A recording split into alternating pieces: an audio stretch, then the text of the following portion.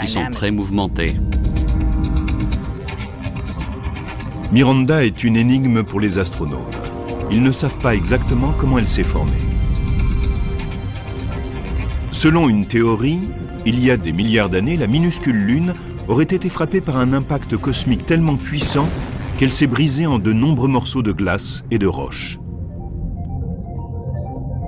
Ces morceaux pourraient s'être de nouveau agrégés en un entassement de structures lumineuses et sombres.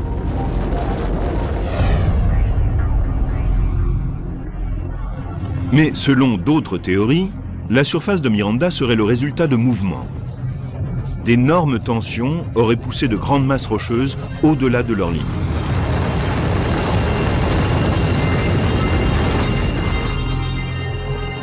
C'est un peu ce qui est arrivé ici, sur Terre. Ce que nous voyons ici à Vasquez Rocks, en Californie du Sud, est le résultat du choc de deux plaques tectoniques à la surface de la Terre. En poussant l'une vers l'autre, elles ont généré une très grande tension. Pour libérer cette tension, la surface se plie et se déforme. Et cela nous donne les formes spectaculaires que nous voyons ici. C'est une action similaire qui s'est produite à Miranda. Nous avons une tension intense à la surface qui provoque des plis et des déformations, et d'où naissent les pics et les escarpements que nous voyons là. Miranda est l'un des millions d'objets mystérieux qui composent la Voie lactée. Mais notre galaxie n'est pas la plus étrange de l'univers. Il en existe d'autres qui donnent un nouveau sens au mot étrange.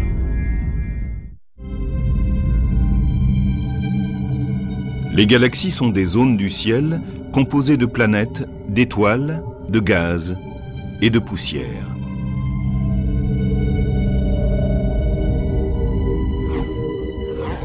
Il en existe au moins 100 milliards dans l'univers observable. Mais de nombreux astronomes pensent que les galaxies les plus étranges sont les galaxies ultralumineuses à infrarouge, appelées le plus souvent ULIRG. Quand on les observe à la lumière infrarouge, elles sont 100 fois plus brillantes que des galaxies normales. Elles font partie des plus lumineuses que compte l'univers. Dans les quantités phénoménales d'énergie libérées par ces galaxies ultra-lumineuses à infrarouge, il y a les restes d'énormes explosions d'étoiles en formation.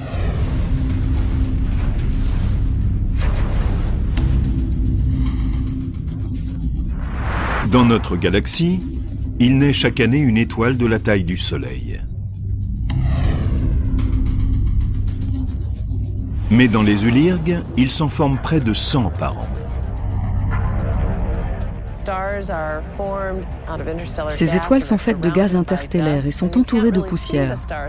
On ne peut pas vraiment assister à leur formation, mais toute cette énergie réchauffe la poussière qui, à son tour, brille à la lumière infrarouge. On voit donc l'énergie de ces générations d'étoiles absorbée et libérée en rayons infrarouges issus de la poussière. C'est comme un voile au-dessus de la galaxie. Mais ce voile brille lui-même vraiment très fort.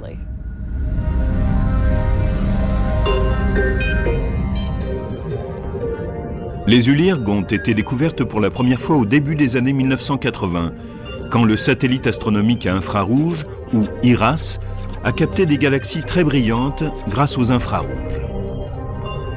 Elles sont 1 milliard de fois plus puissantes que le Soleil. Une des ULIRG les plus lumineuses a été identifiée sous le nom de F15307 plus 3252. Elle est située à 7 milliards d'années-lumière de la Terre, dans la constellation du Bouvier.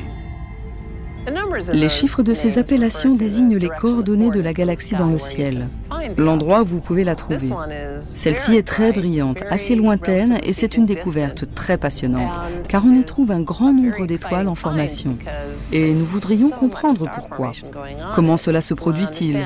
Qu'est-ce qui a produit cette énorme quantité d'étoiles en formation que nous voyons ? Selon une hypothèse, ces galaxies sont très actives parce qu'elles sont le produit soit d'une fusion, soit d'une collision ratée avec d'autres galaxies. Quand une galaxie passe près d'une autre ou la heurte, il peut y avoir compression d'une grande quantité de gaz et cela peut déclencher d'énormes vagues de formation d'étoiles. Cela peut canaliser le gaz de façon très efficace vers le trou noir central et dégager beaucoup de chaleur dans le disque d'accrétion. Aujourd'hui, c'est une région où les recherches sont toujours très actives. On cherche à comprendre exactement la raison de ce processus que l'on retrouve dans ces galaxies atypiques.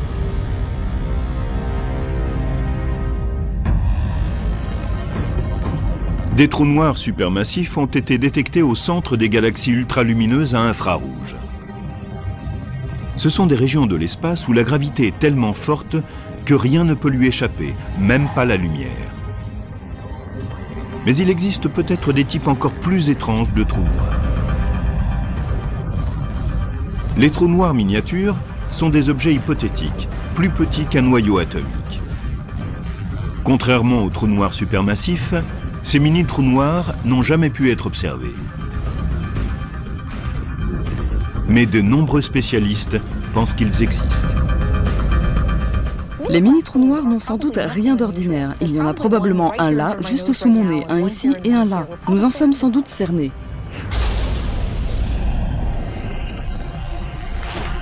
Les mini-trous noirs pourraient être des vestiges du Big Bang. L'explosion aurait créé des concentrations de matière qui ont formé des trous noirs trop petits pour être vus au microscope. Plus le trou noir est petit, plus vite il perd sa masse. Ainsi, si l'on a un petit trou noir de la masse d'une montagne, créé peu après le Big Bang aujourd'hui, 14 milliards d'années plus tard, il se sera tellement évaporé que la matière restante disparaîtra dans une explosion colossale.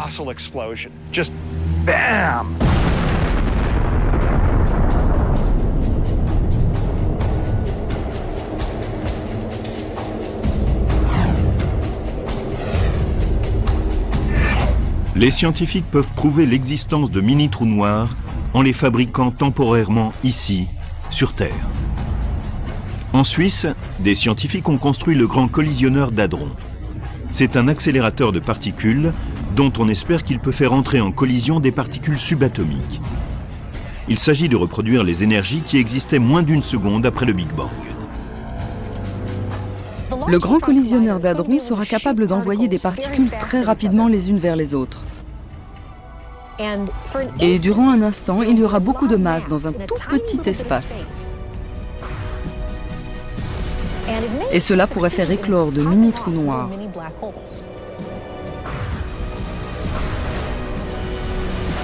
C'est une idée stupéfiante. Nous sommes sur le point de créer de petits trous noirs artificiels en laboratoire.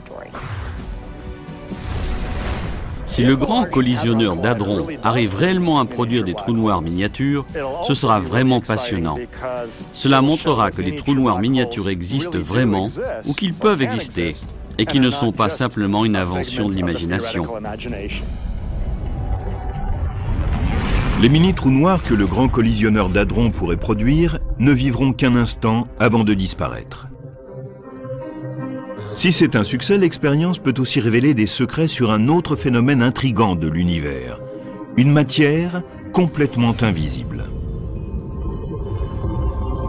Pour trouver cette matière fantôme, les scientifiques n'ont pas eu à regarder plus loin que vers la Voie lactée.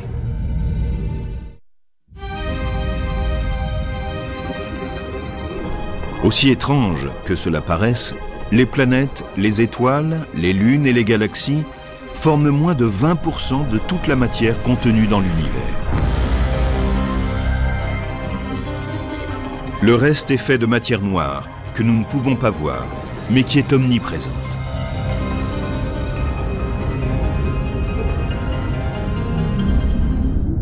On a parlé pour la première fois de matière noire au début des années 1930. Quelques rares scientifiques étaient intéressés par cette idée à l'époque. Mais au cours des 2 dernières décennies, on a obtenu des preuves écrasantes de l'existence de ce phénomène invisible. Quand on a commencé à établir la carte de la Voie lactée, on a remarqué que les étoiles se déplaçaient à une telle rapidité qu'elles avaient sans doute quitté la galaxie dans leur élan. Mais ce n'est pas le cas. Elles ont été maintenues ensemble par un élément invisible qui augmente la force d'attraction de la galaxie qui lui donne plus de gravité. Mais nous n'avons aucune idée de ce que cela pourrait être. Il est un peu étrange que nous ne puissions même pas voir une partie aussi importante de l'univers. Nous avons détecté la matière noire parce qu'elle interagit de façon gravitationnelle avec la masse que nous voyons. Les galaxies tournent plus vite qu'elles le devraient, étant donné leur gravité calculée selon la masse de la matière qui les compose. Et si l'attraction gravitationnelle n'existait pas, le gaz chaud se disperserait. Nous savons donc qu'il y a plus de gravité que ce que nous pouvions attendre d'après la masse visible. C'est simplement à cause de ce qu'on appelle la matière noire.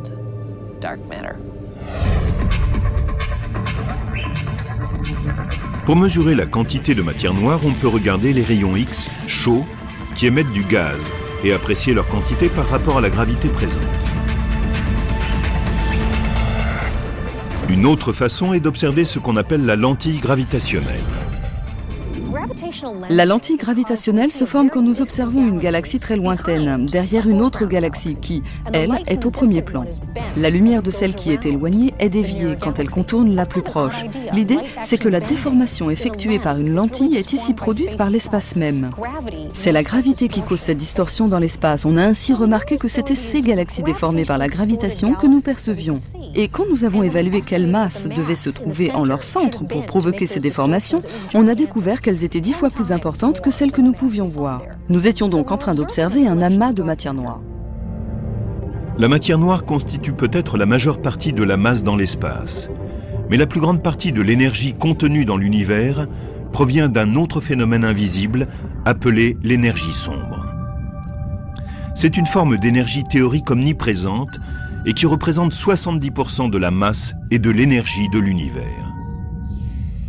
Le phénomène le plus incroyable est sans doute celui que nous comprenons le moins. C'est ce qu'on appelle l'énergie sombre. L'énergie sombre n'a pas grand-chose à voir avec la matière noire. C'est tout à fait différent et les mots sombre et noir ne font qu'indiquer que nous ignorons de quoi ils retournent.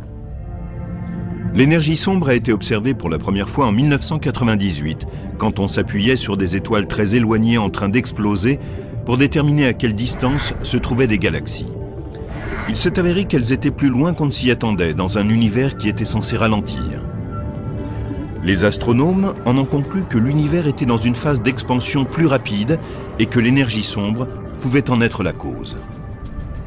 L'univers est rempli de cette énergie sombre répulsive.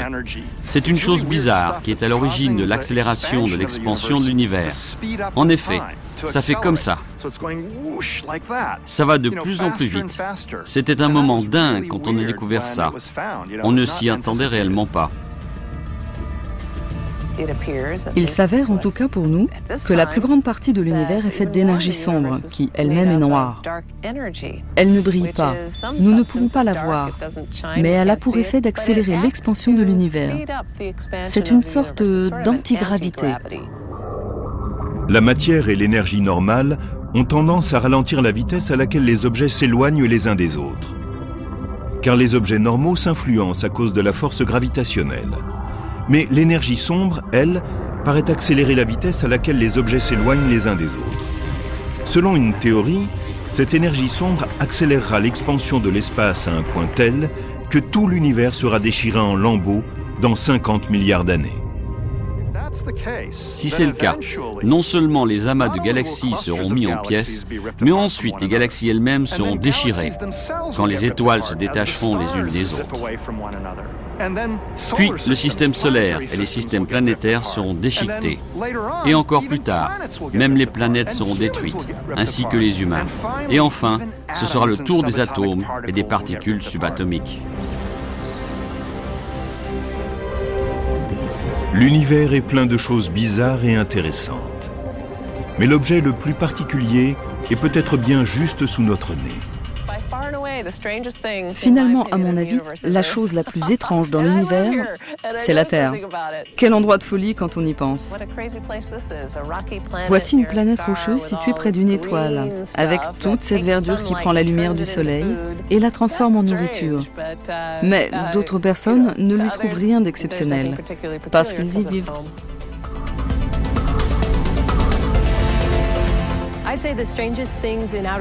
Moi, je dirais que ce qu'il y a de plus bizarre dans l'espace extérieur, ce sont les êtres humains. Nous sommes absolument uniques et nous n'avons trouvé personne comme nous dans l'univers. Nous sommes assez étranges, finalement.